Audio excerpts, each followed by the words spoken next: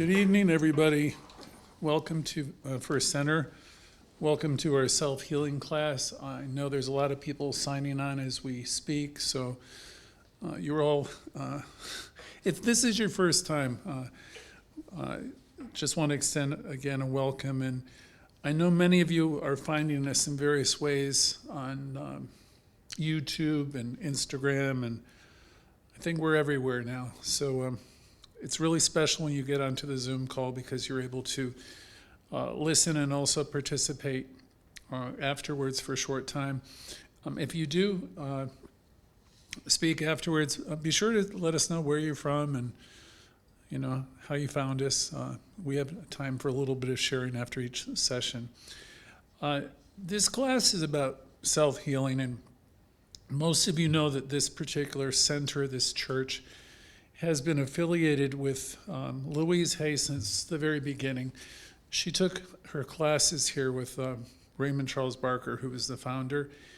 I believe we started out here in 1949 as I look at the big certificate on the wall. And again, this is where Louise Hay learned the things that we teach. And I've been personally teaching from her book since I think not the year it came out, but probably a year and a half after it came out. And we've been running discussion groups and presenting healing circles and groups ever since.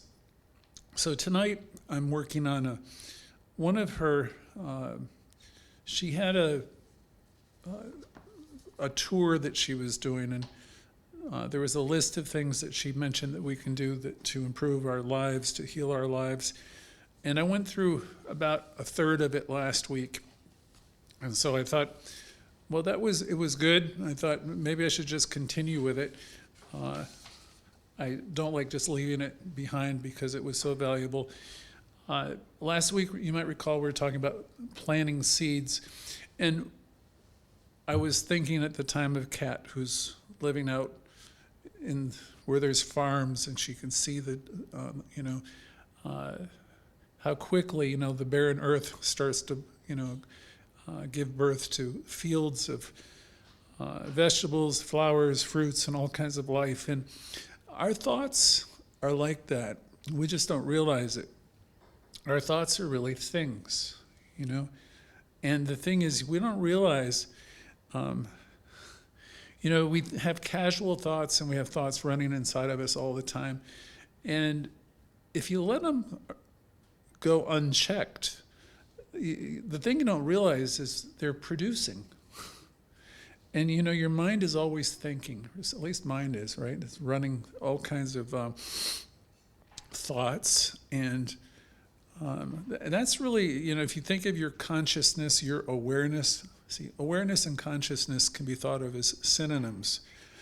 My awareness, what I think about what I dwell upon, what I worry about, what brings me joy, what brings me happiness. It's very interesting because there's an expression in New Thought which is like produces like. And if I'm planting all these seeds that are joyful, for example, and life-giving, and if I'm seeing the world through the lens of, it's great, it's wonderful, I'm alive in this planet Earth, if that's the lens from which I see, then, that law of attraction or that law of cause and effect, there's about 6 different names for the same law. But if I'm thinking positively, generally, if that's who I am, if that's what I've kind of learned to do, and as a result of working this teaching, you do learn how to change your thinking. And there's an expression that many of us know, which is, and it comes from Louise Hay, change your thinking and you will change your life. Most of us are not really tending to the garden, I'll put it to you that way. So there's a lot of stuff that just goes through us and around us. And one of my old friends from down south, he said, Greg, we are all looping. I said, what do you mean we're looping? He says, we're looping around with our old stories. they just loop and loop and loop and and they keep it like a projector. They're being projected onto our lives. And here's the thing I know about this teaching is you can edit the tape. You've got an old tape of I'm not okay and somebody's done me wrong and I've been a failure. Or the old religions, I've sinned, I know well. And all that stuff that goes round and round and round and where you're feeling guilty about everything. I had an interesting talk with one of our members today. I'm fond of it because we had somewhat of the same religious experience and we shared some of them. And I mean, we were sinning all the time. We thought we were children. I mean, no matter what we did, what we ate, where we went, our thoughts were not right or impure. And so there's this whole sense of not good enough and sin and all that stuff. Well, all that stuff does a real number on your psyche and on your sense of self-esteem, your sense of self-worth. And we're bombarded with it when we're younger. We absorb everything from our environment, from our families. And nobody intended, I can speak for most people's families, people don't intend to, screw up their children and ruin their lives. It's not the reason they raise children. But, there's messages that we've absorbed. And I maintain today, for many of us, they're still looping around to one degree or another. So I wanted to tie that into last week's idea of planting seeds that, produce a great harvest. So all of this stuff is happening. This is the way it works. So this lesson is going to bring some of this to mind and suggest ways for us to stop the tape, edit the tape, plant new seeds. Many of you on the call tonight are here for the first time. Jimmy told me we've had over 5,000 people sign in the past 18 months, so I don't even know where they all go and they come back. But our message is getting out all over the place, and that's really wonderful because the whole thing we're really trying to do is teach people how to change that conversation around. And that's the conversation that matters. It's the one that you're having with yourself, right? Always on Thursdays, I'll ask the question, what's it been like being you? And really what I'm asking is, are you monitoring that inner dialogue a little bit? Because if you are and you're able to alter it from, I'm not good enough or wherever it's negative, if you're able to stop that loop and tell yourself something affirming and powerful and, embrace it with, as much passion as you can, you'll be able to change things around and more quickly than you might think. So some of you are on the beginning of this pathway. For you, I would say, any of you who are new, just keep tuning in wherever you can. Wednesday night, last night, we had a great group. It's a little bit different subject. It was around addictions, but that could apply to just about anybody. So you don't have to be any addicted. Wednesday night's helpful. This class usually hits things on the head. It's the most powerful class we do. And then Sunday morning, we always have a reminder. So it's not like going to church where you're going to worship a God above. You'd be coming to be around like-minded people who can remind you of how great you are and the power and potential that you have, that's within you. And Ernest Holmes, who wrote our textbook, said there's power, available for good. And you can use it. You can learn to use it. Because every thought you think is really playing out in your life. So we want to learn how to use the power that we have in a more constructive way. And that's really what self-loving, is about. Learning to love yourself is realizing that the power is with you to use, and you can use it. Some things I may say, now I'm quoting Louise, may sound a bit ridiculous, or you might resist them a lot. But remember, resistance is part of the process of making things new, I mean, a lot of us don't like to change and don't like, but the thing is, that's part of it. When you ask yourself, how do I love myself? Which is really what we do here. When you start to ask those questions, you're already in a process of beginning to learn to love yourself, because there was probably a time when you wouldn't even dream of asking the question of, how can I love myself and love myself more? So you've already started. So as you learn these new ways of thinking, be gentle with yourself. Don't be critical of yourself, because you'll notice, all the flaws that you might have, and you'll think, oh my God, I have so much negativity. And, I've had people have told me, over the years, if you really knew what I think, you wouldn't even want to speak to me. So, we put on a mask, like we dress up and we are socially nice and all that, but there's things, I'll call it the old tapes, running underneath the surface. And we want to try to get a handle on them, stop them, replace them, neutralize them, and use some new, I'll say interventions, positive affirmations. But we really can teach you how to do this if you're willing to put in just a little bit of effort to make your own life great. And so last week we also said we want to watch for the weeds. So what are the weeds? Those are the things that keep popping their heads up, that might say, I'm not good enough, or I'm a disaster, I'm a failure, I'm a bad person, or, I always fail, or, everybody's got something. And when you notice the negative thoughts, Louise would say, pluck them out as quickly as you can, or, and I can teach you loads of ways to do that. I will cancel them, I will replace them, I will release the need for them. That's really one of the best. I release the need to do this, and I know I'm whole and complete, and I'm good, and I'm valuable, and I'm loving and lovable. The words aren't so much important. It's the fact that you recognize that you're doing it, and you cancel it, you neutralize it. Now, that doesn't mean I'm not saying don't notice, because you don't want to live in denial. Notice what's going on, right? But once you notice it, let it inform you, because it's not the truth of you, but it's giving you information. And, and then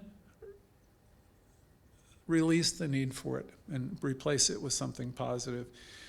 I'll go on with what Louise said in her lecture. Remove those negative thoughts as soon as you see them.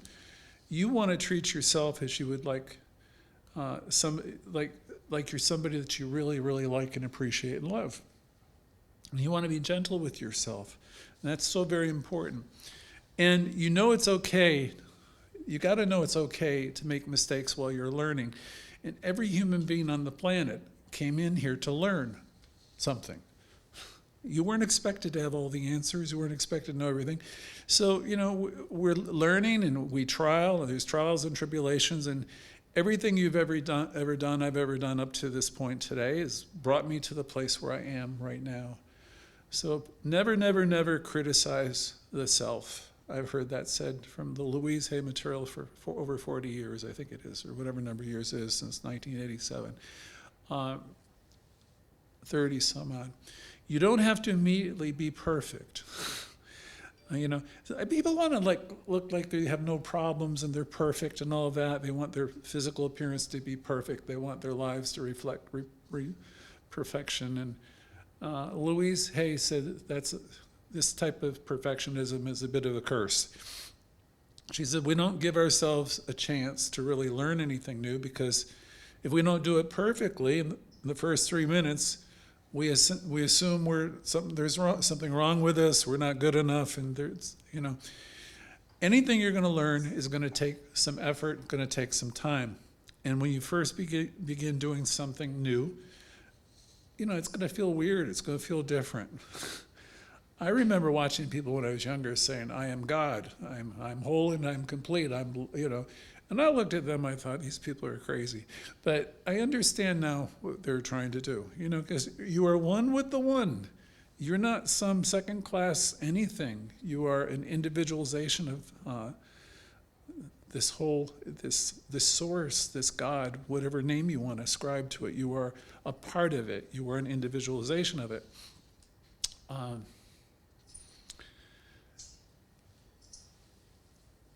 let's move on. She's got us to do a physical exercise that would take us 15 minutes, so let's see. She said, we have a tendency to judge people and judge ourselves a lot. So we want to release the need to be so judgmental. When you're doing your affirmations and you're trying to change your way of thinking, just know that all you need is a little bit of practice. A little bit of practice. That's it. You don't have to do anything in one day. You're not going to love yourself totally in one day. But if you can love yourself just a little bit each day, more and more, a little bit more today than you did last week, if you've worked on it, like just an inch, quarter of an inch, every day it's going to get better and better. Do you realize, she said, in 2 or 3 months you can love yourself? It can be a huge improvement if you were just actively working on these affirmations every day. And if you were noticing where you're off course, I love the 12-step programs because they have in them, all of them, a 10th step, which really it suggests, see, there's no rules in those programs either, but it's just a suggestion that you take a daily inventory. And when you were off base, just admit it to yourself, right? And then resolve yourself to attempt to make it right, the next day or the next opportunity that you have to see someone. So we want to try to live more consciously. And if you do this in a very short period of time, Louise was talking 2 or 3 months, you almost won't even recognize yourself. But that's going to require, a little bit of paying attention. Because if you think of your mind, it's looping and looping and looping around. And oftentimes when I see somebody, I think I know everything about them. And, you kind of like don't give them a chance to be new because you've already got this whole thing about them. If you want to learn about that, there's a guy, Krishnamurti, and he would talk about, we have all these veils in front of us, which are really the old experiences we've had of people.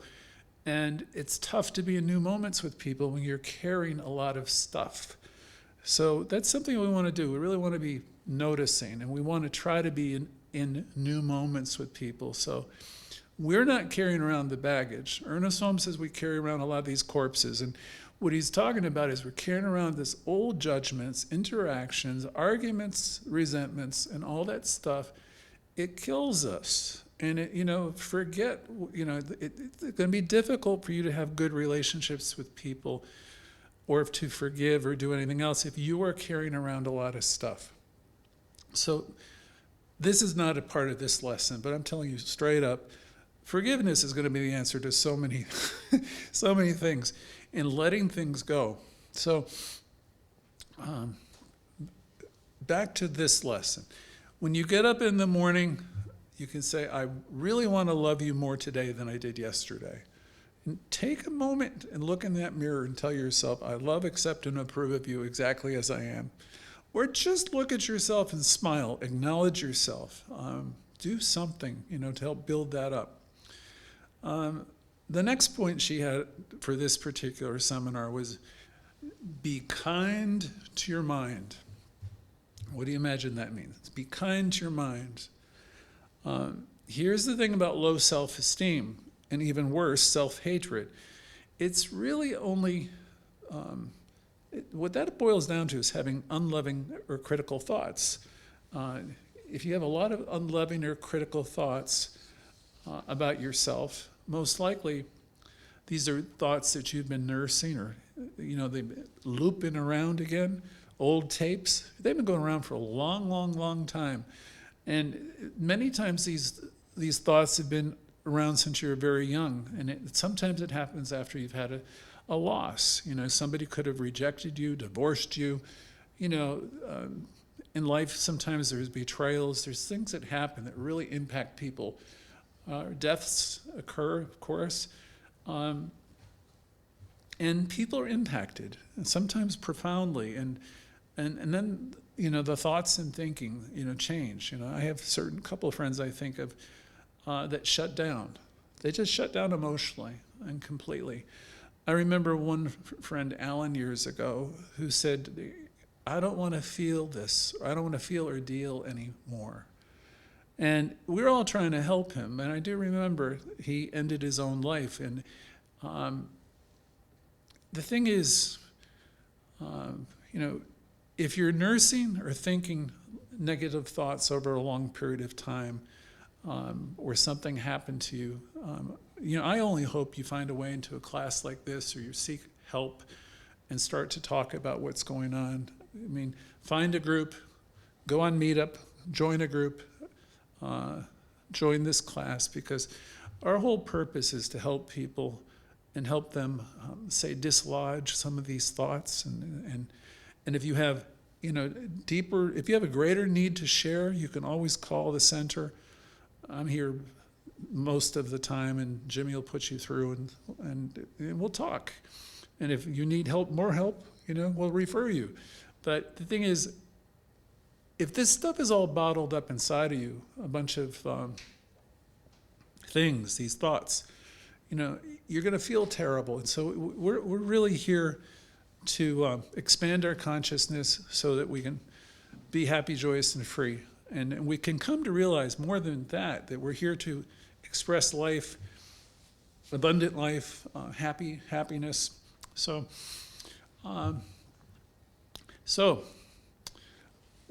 Louise was saying we don't want to hate ourselves or be upset with ourselves because we have negative thinking. Because everybody's got these, tonight I'm going to call them loops and tapes that go on. We want to gently learn to change these things around. And you can. You are worth loving. Every single being in this world is worth loving, and that's even if they've done terrible things. People act out, they do terrible things with the consciousness that they have. All of us are evolving. None of us have been, we're born whole and complete and perfect, but we've made many mistakes through our lives. And, you've heard the expression before, just because you've made a mistake, it doesn't mean that you are one. You're a human being. It's by definition, you're here to grow. You'll make mistakes. What is the thing? To err is human, and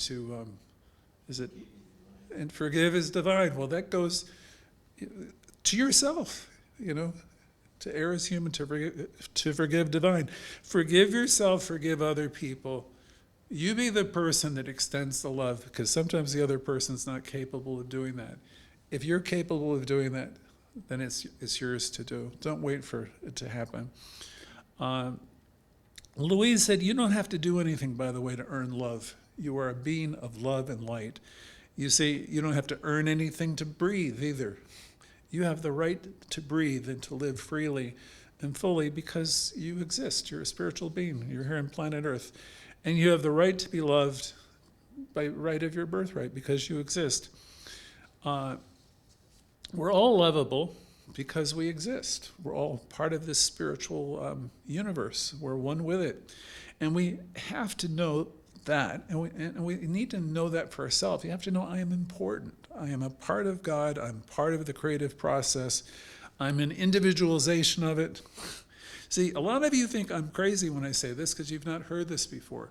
And that reminds me of when I was younger and hearing people say, I'm God, and I'm thinking, you are crazy. But what they were trying to say is, look, I've woken up. I know that I'm not junk. I'm valuable and I'm important, and I have a right to express and learn, and this is really wonderful when you start to wake up to the greatness that is really within you and a part of you. And speaking of thoughts, we talk a lot about affirmations, and we must remember that every thought we think and every word we speak is an affirmation. Might be a negative one, though. You're affirming something all the time. So all these crazy thoughts that we have.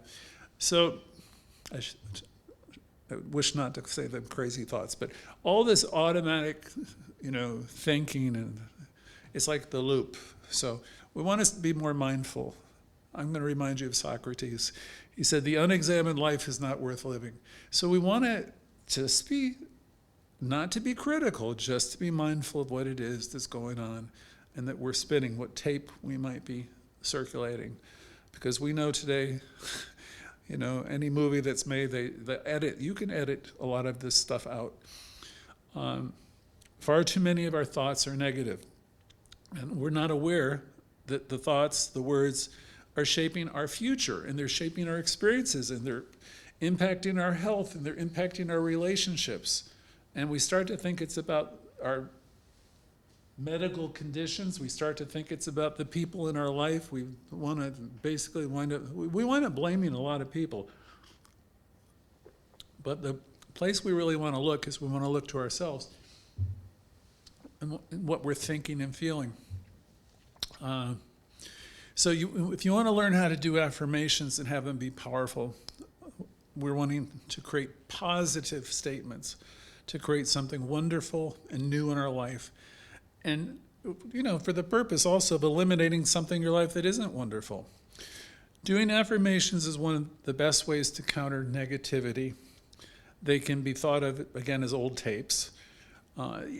Again, these are the things that loop and loop and loop around. And you might be doing something that was taught to you from your great-grandfather to your grandfather to your father. You know what I'm saying, right down through. And somehow you inherited a piece of it. It could be your ideas about money. Money doesn't grow on trees, and there's scarcity everywhere. It could be about men. It could be about society. It's just an old thing that it might be a good idea to take a look at some of those old things, or and you've had maybe some challenges in intimate relationships, and then you've formed conclusions about the whole process. And whatever it is that you might be spinning that's not bringing you joy, it might be good to take a look at and see if it could be replaced with a different type of thought. The tapes that run around that would suggest that you're not adequate in any way are the ones you want to look for, because any of them can be countered with affirmations. It would be good if each of us had a few good affirmations to immediately use throughout our days, especially when you find you're being reactive or something's upsetting you or you're angry. So I know for myself, for many years, I have standby ones. I am supplied and supported is one of them. I remember when I was working in Cape Cod, I was very young, and I would be in some crazy situations, and when things didn't make sense, I would say, "This is God in my life." Whatever it is, I wanted to switch it over from a problem to something that's positive and good. I am whole and complete. Another one that Louise Hay used often was, "I love, accept, and approve of myself exactly as I am." So wherever it comes in, and then the other thing is, and this is one that's tougher for me to see, but I was told it's never about the other guy. So when I'm giving my power away, I had to come to terms with that one. It's never about the other guy. It's really about I'm reacting to something. So the affirmations can help you. I am whole and complete. This is God in my life. All is well. You don't have to use any of mine. And Louise Hay would have said the same thing. She would say, create a powerful affirmation that works for you. Now, I gave you a few of my favorites, my standbys, but I probably have others too. Because when I'm troubled or I let myself, go to that point, if I am disturbed, I've given my power away, so I need to come back and get into a centered place and tell myself the truth. So when we feel unconnected with Source, we want to find a way to get plugged in as quickly as possible. Because we're part of Source, we're part of this creative process, we're part of Spirit, and we forget, we react. So I always think of it like a plug to a light. Plug back in with an affirmation as soon as possible. So that's the process. Be kind to your mind, because if you create definite positive statements, they're going to build you up. It's like probably if some of you probably go to a gym. I probably wish I could and did and all the rest. But if you go regularly, you're going to build yourself up. If you regularly make positive statements to yourself and you start to believe them, it's going to build you up. The negative thoughts you harbor do the opposite. They beat you up. You don't think you're beating yourself up as you sit there alone on your couch or your favorite chair all night long. But if you're obsessing over stuff and they're negative, that's not going to be, they're not going to build you up. Those are the things that tear you down and tear you apart. Many of us know we've had a history of being critical and beating ourselves up with our thoughts. So thinking well of yourself is an act of kindness that pays enormous benefits sooner than later also. You can learn the difference between responsibility and blame. We've all had negative experience, and all of us have made mistakes. When we make mistakes, as I said before, that doesn't mean you are a mistake. You don't have to hang on to it forever. You're not a bad person. You are a holy person. You are a child of the universe. And so the thing is, you're here, you're growing. And so please release the need to beat yourself up over places where you've made mistakes and you've done things that you don't feel are forgivable. Everything is forgivable. Everyone is doing the best that they can with the information, the understanding, and the awareness that they have. You hear me say that every week. Also, Louise said we learn from our mistakes. That's how we grow, and we find new ways of doing things.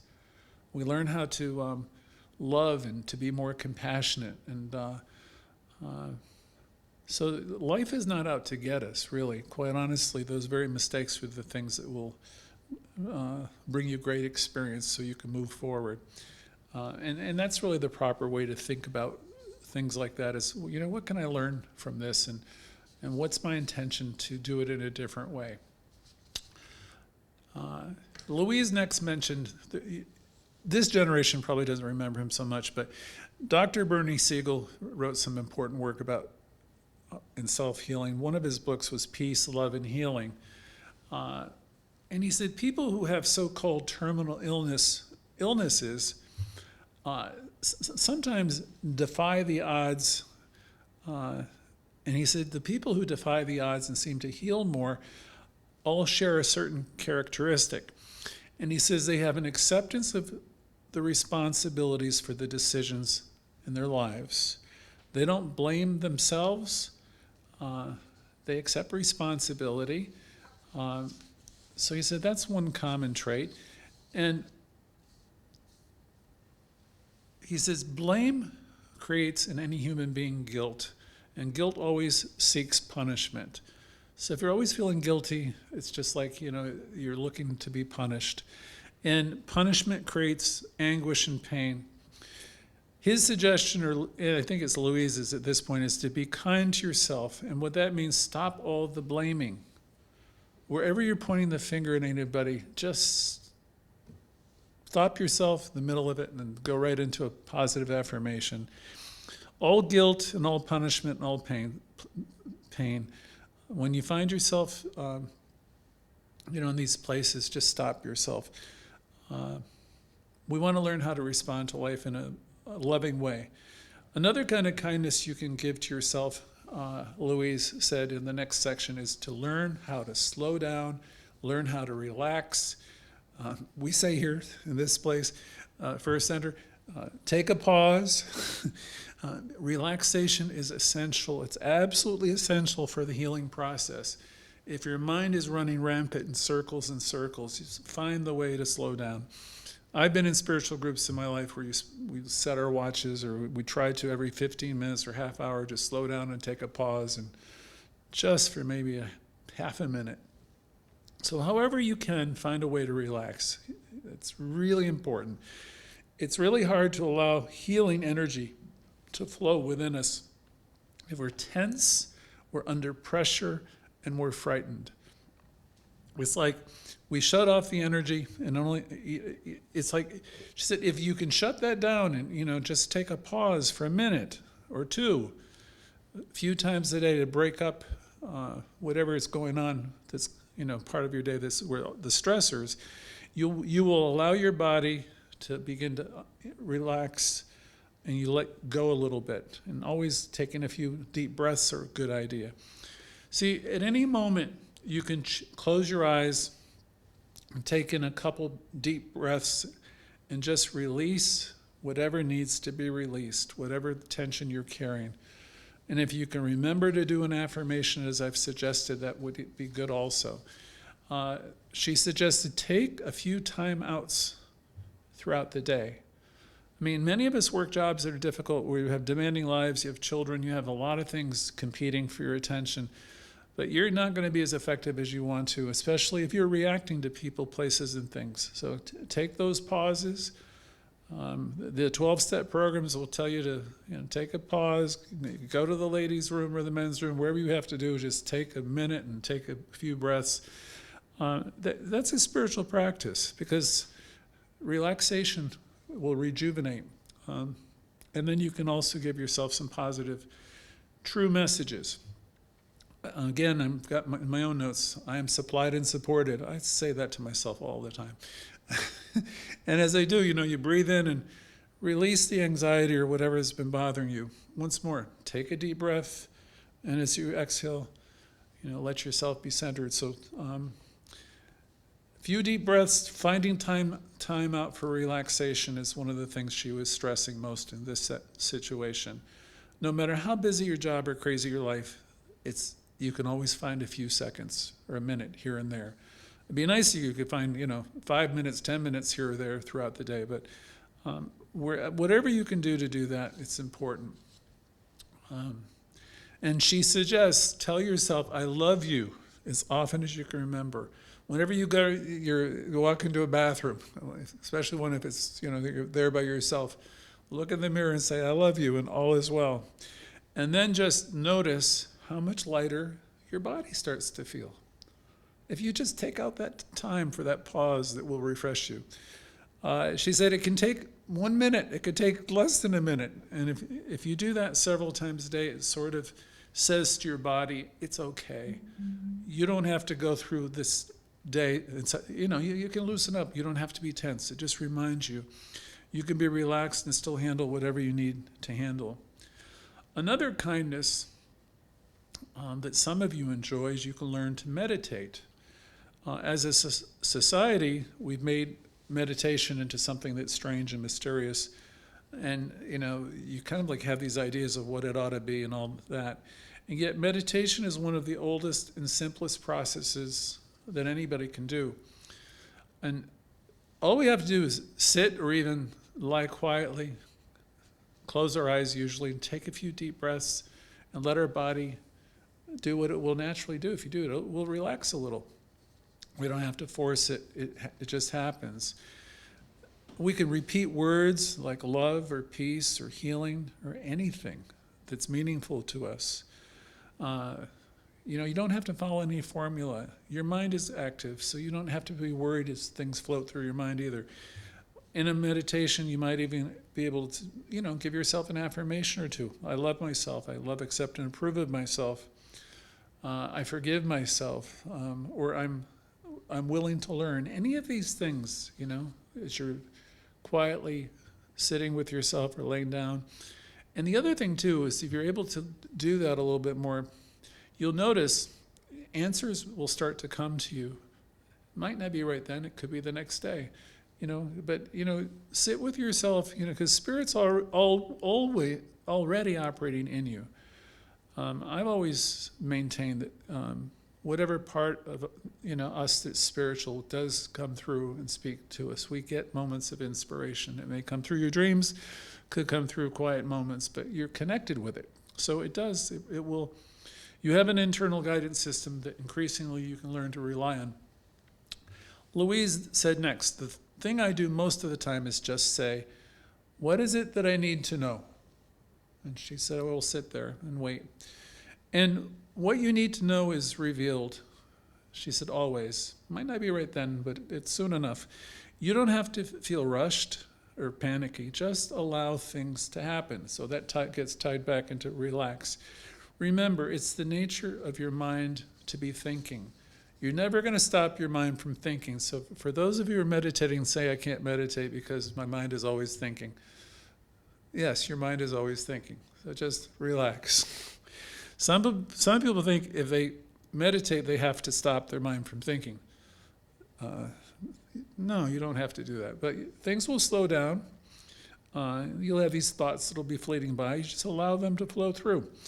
And you might, if you're meditating, just notice and sort of say, notice if it's a fearful thought, just note, okay, that's what that is. And there could be a thought of anger. Oh, that's interesting. Notice, or you might notice you're having a thought where you feel abandoned or whatever. You see, don't give them importance. When you're meditating, just things flow through, let them pass. And the thing that Louise passed on to us in this particular seminar is you cannot you cannot meditate incorrectly. So whatever approach you're using, don't worry about it. Because I could teach you about 6 different types of meditation that I've tried and studied. And, really, if you can just get yourself to slow down and take a pause more often, take some deep breaths and tell yourself, I'm supplied and supported, and know that everything you need to know is being revealed to you in the perfect time. I mean, you'll do a lot if you just do that much. You begin wherever you are.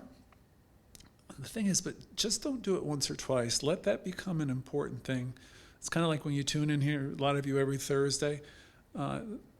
If you could have meditation be part of your life a little bit, some of these affirmations, there will be a quickening. Things will start to get better because you're going to start interrupting these loops, this loopy type of thinking that we're talking about tonight. We all have tremendous wisdom within us. I mean, you're connected with, the thing itself. So we have tremendous wisdom within us. And you have all the answers to all of the questions that you're ever going to need. Now, if you're new, you may think I'm nuts, but you do. You're one with the one. If you take the time to slow it down, information will come to you at the perfect time, perfect place. Unfortunately, most of the time we're busy running around reacting. We're creating a soap opera in our own lives and drama, and we forget. We forget to listen because we're too busy reacting. We're traumatizing ourselves with what's going on around us, the demands of our day, what's on what my teacher used to call the blind eye, which meant the television.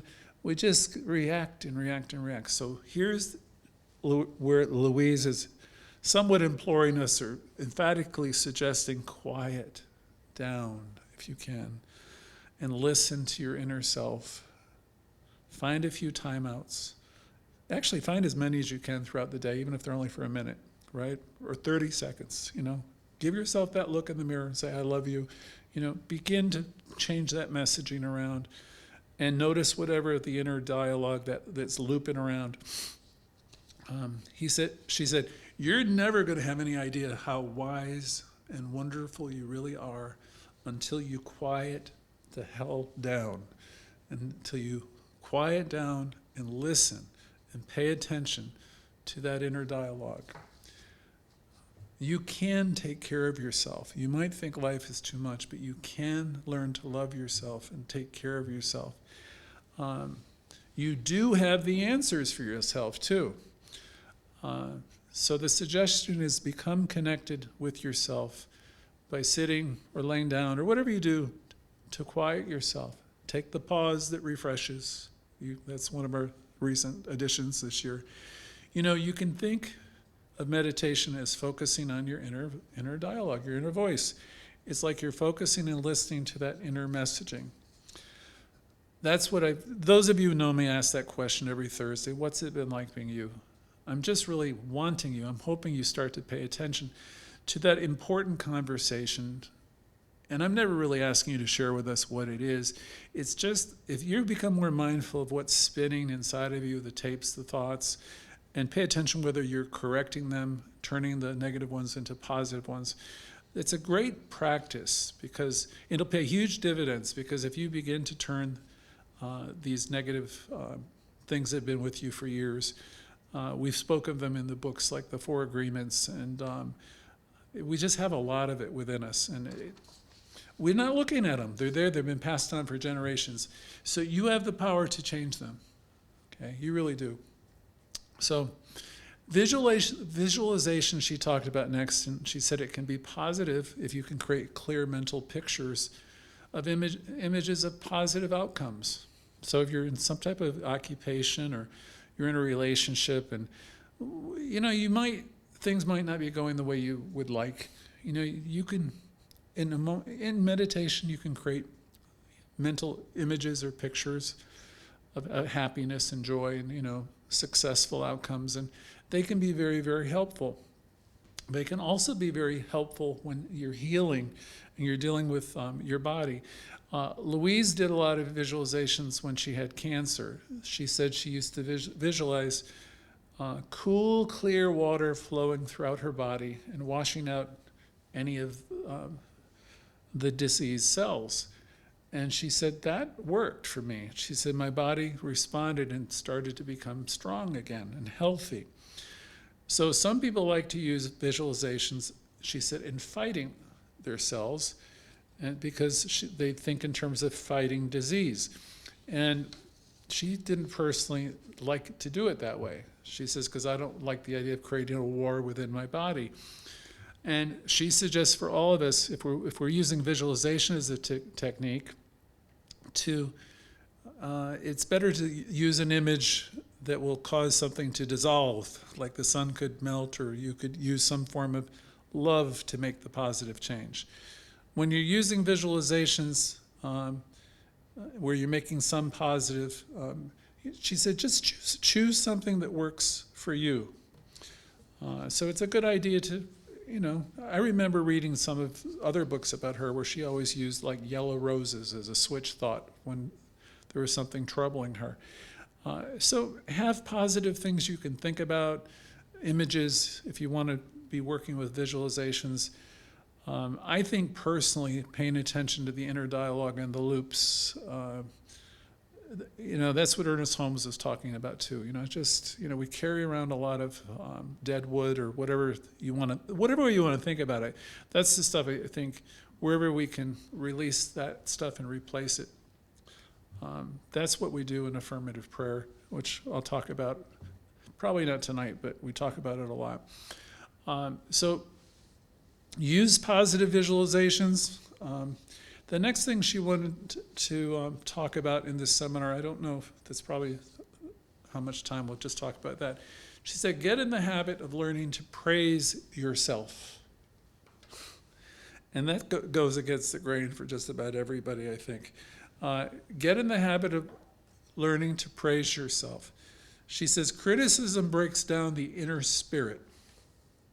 It just breaks you down. It breaks people down. And she said, praise builds it up. So learn to praise yourself as much as you can. Tell yourself how well you're doing with every little thing. Many of us refuse to put any effort into creating a good life for ourselves because we don't feel we deserve it ourselves. We have a bad self-image. We feel that we've, done bad things. There's a lot of things that we've done in our lives, and people carry it with them. So, she's really imploring us, begging us to find a way to start acknowledging the good and start praising yourself, looking in the mirror and giving yourself a nod. And, I was taught probably 25 years ago or more, we here in this teaching, we're lifters. I'm supposed to be praising everybody. And not because I'm supposed to be, because it's what we do as people who work with this teaching. Yeah, there's people in my life that have done things and stuff like that. But, I don't want to hold any grudges. I want to acknowledge whatever good and see the good in them. And I want to extend that love and peace. And I want to keep extending that love and peace. And then the thing is, for it to work the way it can work is, you need to give yourself a break. We say in other classes, never, never, never criticize yourself. Well, that's the whole idea here. We've got to find a way to tell ourselves how well we're doing with every little thing. Say thank you to people. See, I grew up with a family that didn't express their feelings very much, but there's a lot of families that will say, I love you, tell them one another how great they're doing and all of that. Anybody who's doing that really is doing it, I will not say the right way or the wrong way, but if you're doing it that way where you're expressing a lot of love and appreciation to yourself and to others, it's going to pay off really big for you. Many of us don't feel deserving, and that comes oftentimes, like everything else from the time we were young, deserving has nothing to do with what you have. Often it's our unwillingness to accept good in our lives. See, we've rejected it for so darn long. Now when it's handed to us, we reject it anyway. I try to give compliments sometimes and flatly rejected. And that's just the person, it's just like, I don't know, they have a problem accepting it. So just keep willing to forgive and love and forgive, because allow yourself also to accept good whether you think you deserve it or not. And you know, when you think about deserving, there's a few questions Louise said I'd like to ask you to help you to deserve the good that's in the universe. What is it that you feel that you deserve? And what do you feel you deserve? Do you deserve love and joy? Do you feel you deserve it? Or do you feel deep down that you don't deserve anything? And where does that come from? Because that's something you really want to release, right? Where did you get that message that I don't deserve a good whatever it is? And the question then she would ask, are you willing to let go of that?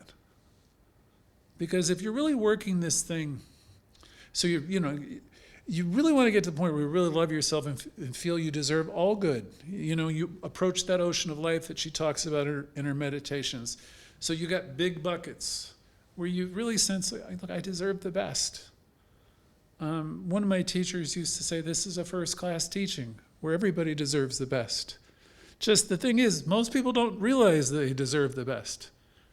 Raymond Charles Barker said there's an account downtown with your name on it, and it's got unlimited resources. You deserve it, but if you got these old tapes running around inside of you that say you don't deserve it, I mean, people can be trying to give you everything, love and attention and everything else, but you reject it. So we want to look at a little bit where these messages came from, and the question Louise would ask, are you willing to let them go? And what are you willing to put in its place? What different message would you put there? Well, I gave you some affirmations. I'm loving and lovable. I love, accept, and approve of myself exactly as I am. I deserve happiness. I deserve joy. I deserve peace. The negative messages, they're lurking around, they're looping around, they're, really are saying you don't deserve or you're not worthy. And wherever that happens, I want you to remember, wherever you see a message that's negative, you tell yourself, it's only a thought I'm having, and a thought can be changed. And that's an important slogan or part of Louise Hay's work. You find yourself doing a negative thought, you're doing a number on yourself or somebody else, I want you to remember, I can see peace instead of this. And then I want you to go back to saying to yourself, this is only a thought I'm having, and a thought can be changed. You have the power to change that thought. You want to think about what you want and be specific, and you want to understand that you deserve the best.